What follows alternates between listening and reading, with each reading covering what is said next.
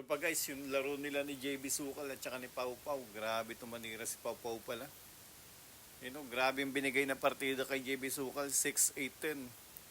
Pero halos di na makatira si JB Sukal basta may tumutok na bola.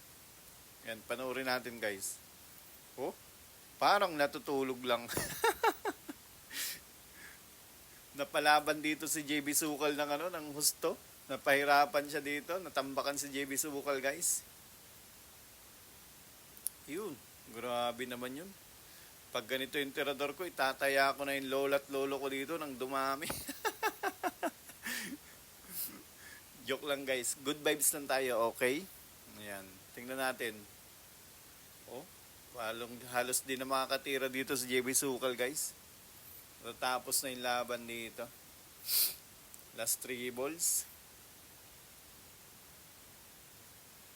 Ayan grabe sa preparation. Parang nilalapag lang. Oh, pwede nang ipusta dito yung lupat bahay na maging mansyon. Ayun, grabe naman yun. Last ball. Grabe manira guys, ang lupit. Bang, panalo.